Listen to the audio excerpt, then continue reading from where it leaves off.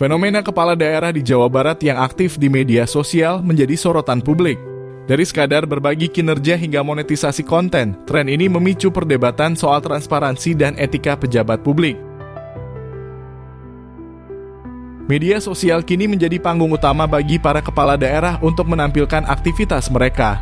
Gubernur Jawa Barat Deddy Mulyadi misalnya kerap dijuluki gubernur konten karena konsistensinya mengunggah berbagai kegiatan pemerintahan dan sosial ke platform seperti YouTube, Instagram, dan TikTok.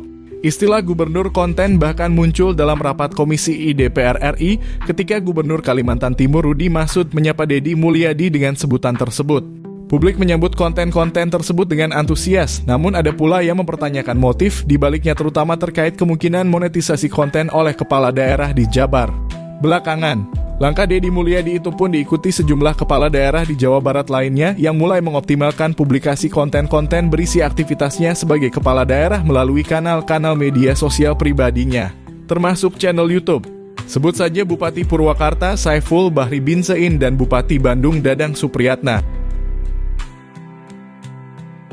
Menurut Christian Widya Wicaksono, pengamat kebijakan publik dari Universitas Katolik Parahyangan atau UNPAR, fenomena ini tak lepas dari masifnya penggunaan internet oleh masyarakat. Masyarakat saat ini lebih mengandalkan akses terhadap informasi melalui jaringan internet. Kepala daerah berefleksi dari keberhasilan Gubernur Jawa Barat dalam mengekspos program-programnya melalui YouTube, ujar Christian saat dihubungi Senin 19 Mei 2025. Apalagi Gubernur Jawa Barat mendapatkan apresiasi dan dukungan dari warganet terhadap postingan-postingannya tersebut, serta bisa mengelola kolom komentar secara sepihak untuk mereduksi komentar-komentar tidak sejalan dengan misi dan kepentingan politik. Lanjutnya, Christian menilai selain meningkatkan legitimasi politik, monetisasi konten bisa menjadi sumber pendanaan politik. AdSense dari YouTube, jika dikelola dengan baik, bisa menjadi sumber pembiayaan ongkos politik bagi kepala daerah untuk kampanye, tambahnya. Namun demikian, ia mengingatkan perlunya peran penyeimbang dari lembaga-lembaga seperti DPRD, pers, kampus, dan masyarakat sipil agar tidak terjadi dominasi narasi tunggal dari kepala daerah.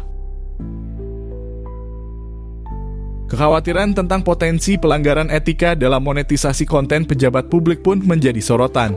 Pasalnya, ketika seorang kepala daerah menerima keuntungan finansial pribadi dari aktivitas yang berkaitan dengan jabatannya, ini bisa menimbulkan konflik kepentingan. Pejabat publik seharusnya menjaga jarak antara tugas pelayanan masyarakat dan kepentingan pribadi, termasuk di ruang digital.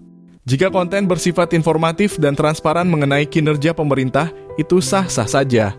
Namun ketika konten dimonetisasi untuk keuntungan pribadi tanpa regulasi yang jelas, hal ini perlu diatur lebih tegas.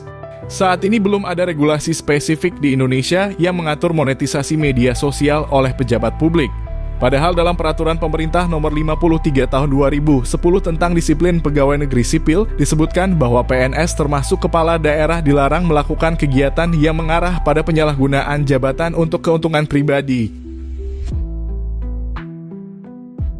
Sebagian pihak menyebut bahwa aktivitas digital para kepala daerah di Jawa Barat merupakan bentuk strategi komunikasi modern.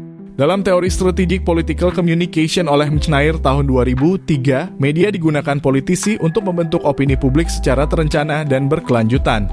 Namun, ketika platform digital juga menghasilkan uang, akuntabilitas atas pendapatan tersebut menjadi penting. Apakah pendapatan itu masuk ke kas pribadi daerah atau bahkan digunakan untuk program sosial? Sampai kini belum ada kepala daerah yang berani secara terbuka melaporkan pendapatan dari monetisasi kontennya. Penting bagi publik untuk turut mengawasi fenomena ini. Pemerintah perlu transparan jika memang kontennya dimonetisasi.